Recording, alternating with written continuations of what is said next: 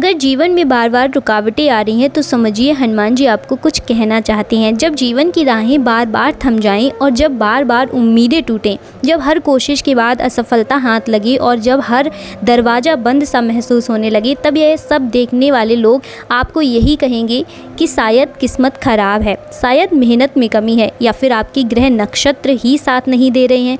लेकिन आध्यात्मिक रूप से यदि कोई इसका गूढ़ अर्थ समझे तो यही क्षण, यही रुकावटें, यही टूटी हुई उम्मीदें दरअसल ईश्वर के एक बहुत बड़ा संकेत होती हैं। और अगर आप सच्चे मन से हनुमान जी से आस्था रखते हैं तो समझ लीजिए कि ये रुकावटें उनके ही माध्यम से आ रही हैं, ताकि आपको कुछ बताया जा सके, कुछ सिखाया जा सके और आपके भीतर उस दिव्य शक्ति को जगाया जा सके जो सामान्य परिस्थितियों में कभी उजागर नहीं होती है। क्योंकि पवन पुत्र हनुमान केवल संकट मोचन नहीं है, वे चेतना के जागृत करता है, वे आपकी आत्मा की यात्रा के रक्षक हैं। और जब वे आपके जीवन में बार बार बाधाओं के रूप में प्रकट होते हैं तो वह बाधा नहीं होती बल्कि आंतरिक निर्माण की प्रक्रिया होती है। आइए एक पल के लिए आंखें बंद करिए और सोचिए, क्या हाल में कुछ वर्षों में आपके जीवन में ऐसा नहीं हुआ कि आप हर बार किसी नए उत्साह से कोई कार्य शुरू करते हैं लेकिन कोई ना कोई वजह से बीच में ही रुक जाता है? क्या आपके जीवन में ऐसा समय आया है जब सब कुछ हाथ में होते हुए भी सफलता फिसलती हुई चली जाती है? आप मेहनत तो बहुत करते हैं, पूरी मेहनत के बाद भी आपको उसका फल कुछ नहीं मिलता है। क्या आपने नहीं देखा कि बहुत मेहनत के बावजूद भी आपकी चीज़ें दूसरों को आसानी से मिल जाती हैं? वही आपको पाने के लिए कितना संघर्ष करना पड़ता है और संघर्ष के बाद भी आपको वो चीज़ें उतनी नहीं मिलती जितनी आपकी उम्मीदें होती हैं और जितना आपने उसके लिए मेहनत की है। यदि इन सब सवालों का जवाब हाँ है तो अब वक्त है कि रुक कर सोचने का। शायद ये कोई सामान्य संयोग नहीं बल्कि बजरंगबली का इशारा है, क्योंकि सच्चाई ये है कि भगवान अपने भक्तों को कभी कष्ट में नहीं डालते। वे उन्हें तैयार करते हैं एक बड़े उद्देश्य के लिए, एक दिव्य मार्ग के लिए, एक ऐसी स्थिति के लिए जहाँ वे न केवल स्वयं खड़े हो सकें बल्कि दूसरों के लिए भी प्रेरणा बन सकें। हनुमान जी तो स्वयं शिव के 11वें रुद्र अवतार माने जाते हैं। वे किसी भी भक्त के जीवन में यूं ही हस्तक्षेप नहीं करते, वे तब आते हैं जब आत्मा उन्हें पुकारती है। और बहुत बार भक्त पुकारता है लेकिन परिणाम तुरंत नहीं दिखता, उल्टा समस्याएं और बढ़ जाती हैं, रास्ते और जटिल हो जाते हैं। तो लोग कहते हैं कि तुम तो इतनी भक्ति करते हो फिर भी तुम्हारे साथ ये हो रहा है। परंतु ये हनुमान जी की लीला ही का हिस्सा है, उनकी लीला ही है।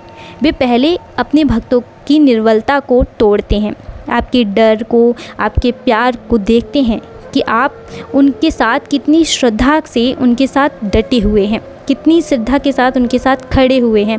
आपके मोह को, आपके अहंकार को तोड़ते हैं और जब आप भीतर से पूर्ण रूप से खाली हो जाते हैं तब वे अपना सच्चा चमत्कार दिखाते हैं। क्योंकि उन्हें पता है कि खाली बर्तन में ही अमृत डाला जा सकता है। अगर बर्तन अहंकार, भय, लालच और अधीरता से भरा है तो कृपा कैसे टिकेगी? कई सच्चे भक्तों ने इस सत्य को अनुभव किया है। जैसे एक बुज़ुर्ग महिला की कहानी सामने आई है जिसको मैं सुनाती हूँ। मैं आप सबसे भी कहती हूँ कि अगर आपका कोई भी अनुभव है तो आप लोग कमेंट बॉक्स में साझा कर सकते हैं। मैं आपके नाम के साथ में आपका हनुमान जी से जुड़ा हुआ अनुभव ज़रूर सुनाऊँगी। तो एक महिला थी, ये उनकी कहानी है, जिनका बेटा लापता हो गया था। कई वर्षों तक कोई खोज नहीं मिली। पुलिस से लेकर तांत्रिक तक सब प्रयास असफल रहे। लेकिन वह महिला हर मंगलवार को एक पुराने हनुमान मंदिर में जाकर रोती थी। केवल एक ही बात कहती थी, बाबा तू जानता है मैं झूठ नहीं बोल रहा, मैं झूठ नहीं बोल रही, मेरा बेटा कहीं है, तू देख रहा है ना। और ऐसा लगातार 7 वर्षों तक हुआ। अब बताइए 7 वर्षों तक, बहुत होते हैं ये 7 वर्ष। बहुत हिम्मत रखी है, कभी हिम्मत नहीं हारी, हर रोज़ वो गई बिना परिणाम के। लेकिन 8वें वर्ष अचानक उसी मंदिर में एक साधु आया और उसने महिला को एक कागज़ थमाया जिसमें एक पता और नाम लिखा था। जब उस पते पर महिला पहुंची तो वहां उसका बेटा मिला। मानसिक स्थिति बिगड़ी हुई पर जीवित था। वह साधु कौन था, कहां से आया था, फिर कभी नहीं दिखा उन्हें। लोग कहते हैं कि वह स्वयं हनुमान जी थे जो उस महिला की तपस्या, विश्वास और प्रतीक्षा की परीक्षा ले रहे थे। ये केवल कहानी नहीं है, ये जीवित अनुभव है जो ये बताता है कि जब रुकावटें बार बार आईं तब टूटने का नहीं, जुड़ने का समय होता है। प्रभु से विश्वास के धैर्य से उनके साथ उनके प्रश्नों के उत्तर देना चाहिए और उनके विश्वास के साथ में खड़े रहना चाहिए। आप ये नहीं कि आपके जीवन में रुकावटें आई हैं और आप हनुमान जी से या फिर अपने इष्ट से दूर हो गए, ये आपको नहीं करना है। हनुमान जी संकेत कैसे देते हैं, कैसे पता चले कि ये रुकावट सामान्य नहीं बल्कि उनके द्वारा भेजा गया एक इशारा है, तो इसके लिए कुछ संकेत हैं, अत्यंत स्पष्ट होते हैं। जैसे कि अचानक बार बार एक ही सपना आना जिसमें कोई बूढ़ा साधु या बानर आकर कुछ कह रहा हो, किसी विशेष मंत्र या शब्द का अनायास आपके मन में दोहराया जाना, किसी विशेष दिन जैसे मंगलवार या शनिवार को कोई घटना घटन, या फिर जो बाकी दिनों में अलग ही अचानक से कोई ऐसी पुस्तक या भजन या ऐसी वीडियो आपके सामने आ जाना जिससे वर्तमान में प्रश्न का उत्तर दे दे। ये सब संकेत होते हैं। सबसे प्रमुख संकेत होता है भीतर से बार बार आवाज़ आना कि कुछ बदलो, कुछ छोड़ो, कुछ समझो। यह आवाज़ आत्मा की होती है और आत्मा से संवाद करने का मार्ग स्वयं हनुमान जी का होता है। अब आइए बात करते हैं कि जब ये रुकावटें जीवन में आए तो हमें क्या करना चाहिए। केवल बैठकर रोना नहीं, ठीक है, कि आप रो रहे हैं, बहुत समस्याएं हैं प्रभु, क्या करें, कैसे निपटाएं, सिर्फ रोना नहीं है, ठीक है, बल्कि एक सक्रिय साधक की तरह इस उपाय को अपनाना चाहिए। पहला उपाय क्या है कि हनुमान चालीसा का आपको नियमित पाठ करना है, ठीक है, लेकिन मात्र पाठ नहीं, भावनाओं से युक्त पाठ करना है, ठीक है। आपको पूरी भावना के साथ में, पूरे भाव के साथ में, श्रद्धा के साथ में पाठ करना है।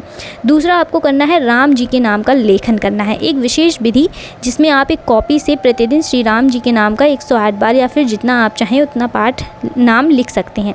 लाल कलम से लिखिएगा तो बहुत ही शुभ माना जाता है, ठीक है। तीसरा क्या है, शनिवार को व्रत जिसमें काले तिल का सेवन ना करना है आपको, ठीक है। एक समय फलाहार करना है और मंदिर में जाकर बजरंगबली को सिंदूर और चमेली का तेल चढ़ाना है। जो भी महिलाएं ये व्रत रखेंगी तो महिलाएं सिंदूर और चमेली का तेल नहीं चढ़ा सकती हैं। चोला चढ़ाना महिलाओं को जो है वो वर्जित होता है, तो आप अपने घर के किसी भी पुरुष से चढ़वा सकते हैं, ठीक है। चौथा आपको मंत्र का उच्चारण करना है। मंत्र है ओम हन हनुमते नमः, तो इस मंत्र का आपको विशेष रूप से उच्चारण करना है। वातावरण शांत हो जाए, रात्रि में आराम से आप बैठकर शांति में इस मंत्र का उच्चारण कर सकते हैं। पांचवा क्या करना है, सबसे महत्वपूर्ण उपाय है मन की सफाई। नकारात्मक विचारों को आपको हटाना है, दूर करना है। दूसरों के प्रति शिकायतें त्यागना, ये सब त्याग दीजिए, ठीक है। हमें कोई मतलब नहीं है, आप किसी की शिकायत मत करिए, किसी के बारे में चुगली मत करिए, कुछ मत सोचिए कि वो कैसा है, ये कैसा है, कोई बात नहीं।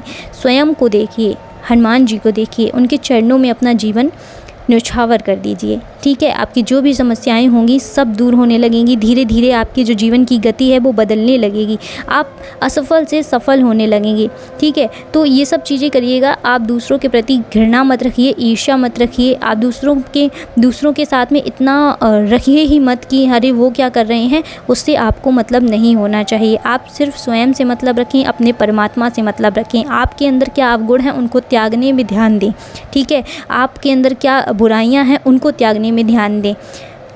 ये आपको प्रतिदिन करना है। अगर आप इन उपायों को प्रतिदिन करते हैं, हनुमान चालीसा का पाठ प्रतिदिन करते हैं, और अगर आपके जीवन में बहुत बड़ी कोई समस्या है जिसका हल मिल ही नहीं रहा है, आप हनुमान चालीसा का प्रतिदिन पाठ भी करते हैं, तो आप बजरंग बाण का संकल्प भी ले सकते हैं। जब आपके जीवन में कोई भी रास्ता ना दिखे, सारे रास्ते बंद हो जाएं, तब आप बजरंग बाण का संकल्प ले सकते हैं। और आप 3 बार, 11 बार, ठीक है, आप इस तरीके से 7 बार, इस तरीके से आप प्रतिदिन हनुमान जी का बजरंग बाण का पाठ कर सकते हैं। उससे आपको बहुत अच्छे रिजल्ट मिलेंगे। बजरंग बाण में हम लोग हनुमान जी को राम जी की सौगंध देते हैं, इसीलिए आपको हर रोज़ बजरंग बाण का पाठ नहीं करना चाहिए, क्योंकि हम राम जी की सौगंध दिला के हनुमान जी से कोई काम नहीं करवा सकते हैं हर रोज़। तो आपके जब जीवन में सारे रास्ते बंद हो जाए, जब आप बहुत विपदा में हो, बिल्कुल लास्ट स्टेज पर आपकी कहानी हो, जब आपको कुछ समझना है, तब आपको बजरंग बाण का पाठ करना चाहिए, संकल्प लेना चाहिए। जैसे कि आपके घर में कोई बहुत ज़्यादा बीमार है, बहुत क्रिटिकल कंडीशन चल रही है, ठीक है, आपकी ज़िंदगी में कुछ बहुत ज़्यादा चेंजेस आ रहे हैं, जैसे किसी का डाइवोर्स तक की नौबत आ रही है, आपके व्यापार में बिल्कुल तंगी आ चुकी है, तो आप बजरंग बाण का पाठ कर सकते हैं, ठीक है। तो ये थी आज की वीडियो। आशा करती हूँ आपको ये वीडियो बहुत पसंद आया होगा। अगर आप लोग हनुमान जी के भक्त हैं तो कमेंट बॉक्स में जय श्री राम का नारा ज़रूर लगाएं। आपका कोई अनुभव है तो कमेंट बॉक्स में ज़रूर साझा करें। हम आपका अनुभव दूसरे लोगों के साथ में, सभी भक्तों के साथ में ज़रूर शेयर करेंगे। आज की वीडियो में फ़िलहाल इतना ही, मिलते हैं नेक्स्ट वीडियो में। तब तक के लिए जय श्री राम, जय बालाजी महाराज।